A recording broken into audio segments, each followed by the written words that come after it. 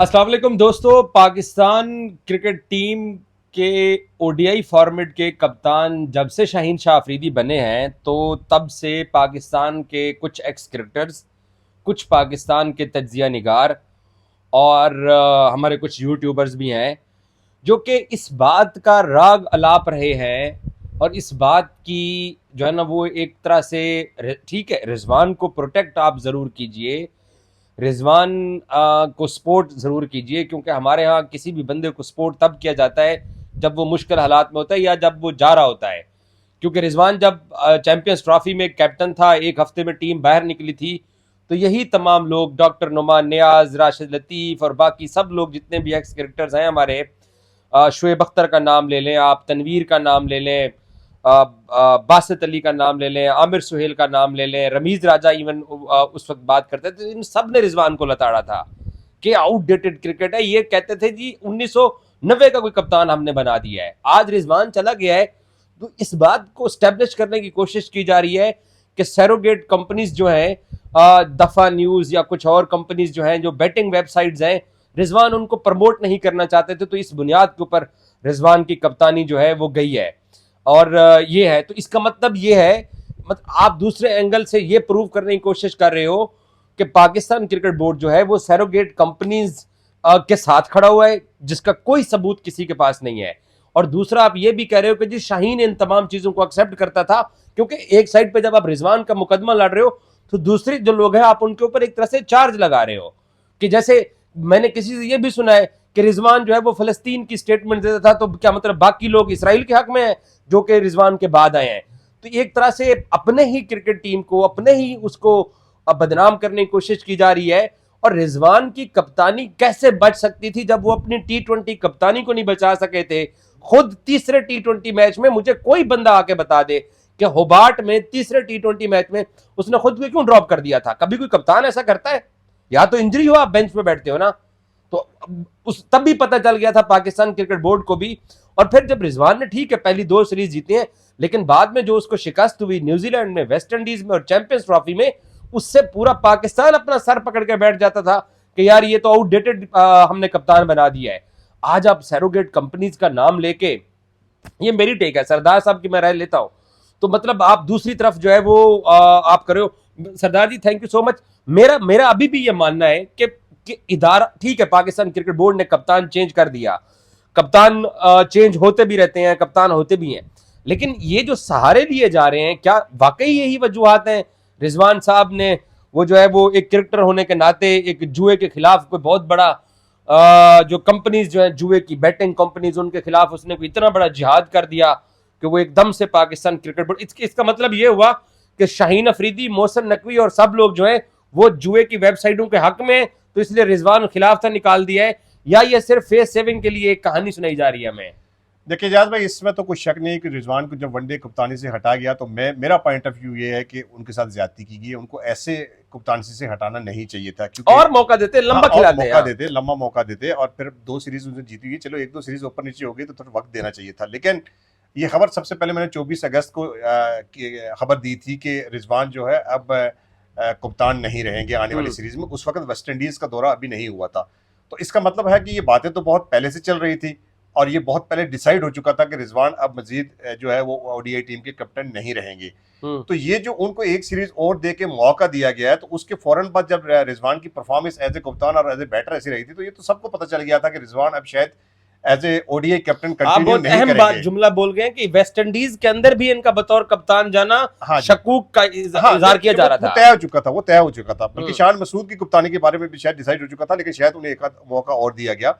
तो ये एकदम से ये नैरेटिव क्रिएट कर देना, फलस्तीन और जुए वाली कंपनी को सारा ले आना, मेरे ख्याल में ये पाकिस्तान के साथ ज्यादती है, क्योंकि आप एक तरफ तो रिजवान को प्रोटेक्ट कर रहे हैं और दूसरी तरफ पाकिस्तान की इमेज को डैमेज करने की कोशिश कर रहे हैं। और ये बड़ा अफसोसनाक है। इसमें 2-3 ऐसे सीनियर क्रिकेटर, एक्स क्रिकेटर भी शामिल हैं, 2-3 हमारे कोलीग भी शामिल हैं।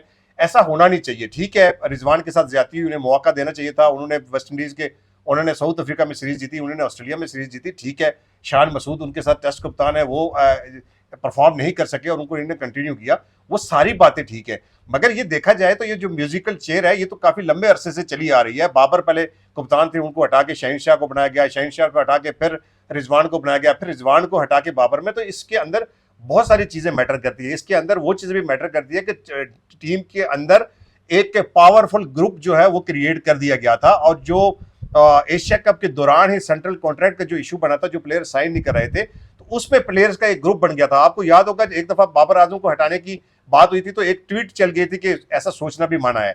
तो फिर पाकिस्तान क्रिकेट बोर्ड को 3, 4, 5, 6 दफा यहाँ से श्रीलंका जाना पड़ा, श्रीलंका से फिर पाकिस्तान के कर्ता धर्ताओं को इंडिया जाना पड़ा, फिर जाके वहां पे चीजें सेटल है, और फिर प्लेयर्स जिस पार्ट पे अटके हुए थे, जो 5-6 सीनियर प्लेयर थे, तो उन्होंने अपनी बात मनवाई कि आईसीसी रेवेन्यू से अपना हिस्सा लिया, और फिर उसके बाद जाके तो प्लेयर्स ने सेंट्रल कॉन्ट्रैक्ट पे साइन किए। तो उसके बाद शायद क्रिकेट बोर्ड को ये रियलाइज हुआ कि जो ये प्लेयर्स पावर है इनको कम किया जाए। तो उसके चलते फिर बाबर आजम की कप्तानी की मेरे ख्याल में दौराने वर्ल्ड कप ही ऐसी सूरत क्रिएट की गई थी कि शायद लग रहा था कि शायद दौराने वर्ल्ड कप ही बाबर आजम को कप्तानी से हाथ धोना पड़े, लेकिन उस वक्त की मैनेजमेंट का शुक्रिया कि उन्होंने वर्ल्ड कप खत्म होने तक इंतजार किया। तो ये जो म्यूजिकल चेयर का खेल खेला जा रहा था, ये अभी तक खत्म नहीं हुआ, तो उसी के चलते शायद वही जो सर्कल अभी जारी था उसमें शायद रिजवान भी वेट में आ गए। लेकिन इसको मजहब के साथ या इसके जुए की कंपनी के साथ जोड़ना, तो क्या ये जुए की कंपनीज जो हैं ये एकदम से एक हफ्ता या एक महीने पहले आ गई? ये तो कब से पूरी पहले से भी इनकार करता चला रहा है। पीएसएल में भी पूरी उसने दुनिया कहा, की पूरी दुनिया की लीग्स के में अगर आप देखें, पूरी दुनिया की लीग्स किस पे चलती है?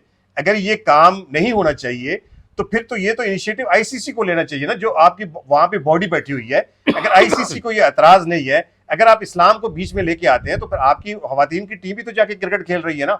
सारी चीजों को इस्लाम के साथ या सारी चीजों को इस मजहब के साथ नहीं जोड़ा जा सकता, ठीक है। और रिजवान लोगों को नहीं लगाता, ये सबको पता है कि वो लोगों को नहीं लगाता। हाँ, ये राइट है, उस्मान ख्वाजा नहीं लगाता, हाशिम अमला नहीं लगाता था। एक दफा रोनाल्डो ने पेप्सी का वहां से बोतल उठा दी थी। ये होता है, बहुत सारे लोगों का ये इंडिविजुअल स्टेप होता है, इसको सब लोग रिस्पेक्ट करते हैं। अगर कोई नहीं लेना चाहता तो वो जो लोगों के जो पैसे मिलते हैं प्लेयर को, वो उनके कॉन्ट्रैक्ट से डिडक्ट कर दिए जाते हैं।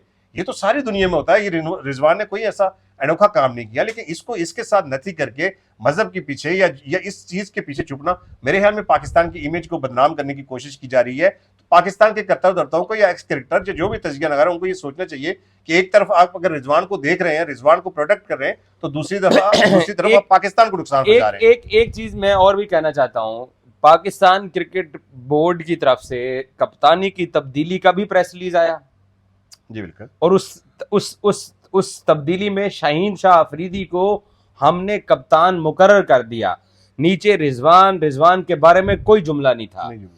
एक तो ये प्रेस कॉन्फ्रेंस बनती थी, दूसरा जब पाकिस्तान की टीम अनाउंस हुई है, बाबर वापस आया है, रिजवान वनडे में बतौर प्लेयर खेल रहा है, तो तब भी अगर प्रेस कॉन्फ्रेंस करके आकिब जावेद या मोहसिन नकवी साहब आकर वजूहात बता जाते, तो मेरा जाती ख्याल ये मेरी सोच है कि शायद ये जो रोजाना की बुनियाद के ऊपर प्रोग्राम टीवी चैनल्स में मॉर्निंग शो से लेकर शाम को प्राइम टाइम तक टीवी चैनल्स के ऊपर पॉलिटिकल एंकर तक कह रहे हैं कि जी वो सैरोगेट कंपनी, तो पीसीबी को बजाय कि दोनों अनाउंसमेंट प्रेस रिलीज करने की बजाय वो एक दफा आके वजूहात बता जाते। हो सकता है कि बहुत सारी ऐसी वजूहात होती जो अभी तक लोगों को शायद आइडिया भी ना हो कि भाई सिलेक्शन में, मामलात में पीछे क्या कुछ चल रहा था कि रिजवान जो है ना वो कप्तानी लूज कर गए। अब हम सब लोगों को तो वो चीज नजर आती है जो ग्राउंड में थी, और ग्राउंड में ये तमाम लोग रिजवान के बारे में आउटडेटेड कैप्टन का लफ्ज इस्तेमाल करते थे, तमाम लोग।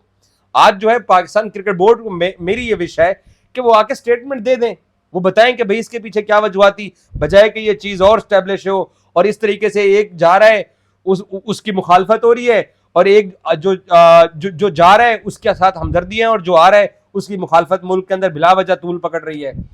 देखिए, पाकिस्तान क्रिकेट बोर्ड की गलतियां तो है, इसमें तो कोई शक नहीं है। आपको पता होगा जब दौरा वेस्ट इंडीज के लिए टीम का ऐलान किया गया था, तो उस वक्त दो ऐसी शख्सियात ने टीम का ऐलान किया था जिनका शायद क्रिकेट से कोई लेना देना नहीं है। तो ये तो है, क्योंकि सिलेक्शन कमेटी के जो चेयरमैन तो नहीं है, लेकिन सिलेक्शन कमेटी के जो मेंबर है, और सबको पता है कि सिलेक्शन कमेटी की जो करता धरता है वो आकिब जावेद है, तो उनको आके प्रेस कॉन्फ्रेंस में ये जवाब देने चाहिए, कोच को देने चाहिए। और फिर ये सवाल तो उठेंगे, क्योंकि जब आप एक नैरेटिव बिल्ड करके एक दो प्लेयर्स को ड्रॉप करते हैं कि इनका ये इश्यूज हैं, तो फिर आप जब उन प्लेयर्स को वापस लेके आते हैं, तो फिर आपको आके बताना चाहिए कि भाई साहब अब इन प्लेयर्स को हम क्यों लेके आ रहे हैं। तो क्रिकेट बोर्ड में तजादात तो है, क्योंकि एक तरफ तो आप कहते हैं कि किसी प्लेयर का स्ट्राइक रेट अच्छा नहीं है, किसी की एवरेज अच्छी नहीं है, किसी के स्पिन के अगेंस्ट टेक्निक अच्छी नहीं है, फिर दूसरी दफा आप उसको लेके आते हैं। एक दफा तो आप ये नैरेटिव बिल्ड करते हैं कि यंग टीम जाएगी और हम अगले 2 साल के लिए देखते हैं टीम को, और टीम जो है वो यंग प्लेयर पे मुश्तमिल होगी, उन्हीं को लेकर अगर चलेंगे और फिर आप वापस पुराने प्लेयर की तरफ आते हैं। दौरान सीरीज ये सारे सवालात बैठे होते हैं मेरे और आप जैसे जर्नलिस्ट वो कर रहे होते हैं, बट मेरा कहने का मतलब ये था कि अनाउंसमेंट ये रिजवान वाली जो अनाउंसमेंट है, इतनी बड़ी अनाउंसमेंट हो जानी चाहिए। इतनी बड़ी अनाउंसमेंट अगर आप कर रहे हैं ना, कप्तान चेंज कर रहे हैं, तो डेफिनेटली किसी ना किसी आपका एक माइंडसेट है, नैरेटिव है, आप आगे शेयर करो। मेरा जो कहने का मतलब था ना, जो बात में कंटिन्यू कर रहा था, वो यही था कि शायद उस प्रेस कॉन्फ्रेंस के अंदर फिर ये सवालात भी उठते कि बाबर आजम टीम में कैसे आ रहे हैं, उस्मान खान टीम में कैसे आ रहे हैं, फखर जमान टीम से ड्रॉप कैसे हैं, हारिस रऊफ टीम से ड्रॉप कैसे हैं। तो शायद इन सवालात से बचने के लिए क्रिकेट बोर्ड ने सेफ एग्जिट लेके तो एक प्रेस रिलीज जारी कर दी। लेकिन नहीं होता यार, नैरेटिव हर बंदे, यहाँ पे मोहम्मद हारिस को वापस सिलेक्ट करते तब भी नैरेटिव बना लिया जाएगा, इदारा नैरेटिव बना लेता है। बट वो ये होता है कि यार सबको पता चल जाता है कि आप सोच क्या रहे हैं, कम से कम आप आके अपनी सोच तो शेयर कीजिए। आप वन साइडेड ठीक चल रहा है, शाम को रात को 10 बजे तक पॉलिटिकल एंकर सियासत छोड़ के रोज जो है ना वो सैरोगेट के ऊपर प्रोग्राम कर रहे हैं। अब ये ज्यादती में इसलिए कहूंगा कि यार ये जो कंपनियां जिनकी ये जिक्र कर रहे हैं ना, क्या ये पिछले 10-15 दिन या 2 महीने में आई हैं? ये तो जब से पीएसएल शुरू हुआ, दुनिया की क्रिकेट जहां पे चल रही है वहां से ये शुरू है। तो फिर एक स्पेसिफिक पीरियड के अंदर स्पेसिफिक डेज को आप लेके तो आप ये प्रोपेगेंडा क्यों कर रहे हैं? और फिर एक बंदे को हीरो बना रहे हैं और दूसरे बंदे को सारे को जीरो बना रहे हैं। ठीक है, मेरी हमदर्दियां सारे रिजवान के साथ है, मैं वो पहला बंदा हूं जिसने रिजवान के लिए शायद आवाज उठाई थी कि ऐसा नहीं होना चाहिए था। ये अपनी जगह पे ठीक है कि रिजवान को आपको टाइम देना चाहिए था, और एटलीस्ट इतने सीनियर प्लेयर को आपको एक फेस सेविंग देनी पड़ती है कि आप जब उसको एग्जिट देते हैं तो कम से कम उसको इज्जत के साथ तो रुखसत करें, चाहे वो प्लेयर का कैरियर का इख्तिताम हो, चाहे आप उसे कप्तानी ले रहे हैं। लेकिन ऐसा नहीं हो सका। लेकिन इसका मतलब हरगिज नहीं है कि हम उसको किसी दूसरी तरफ ले जाएं और कोई दूसरा रख दें। मेरे ख्याल में ये अफसोसनाक है।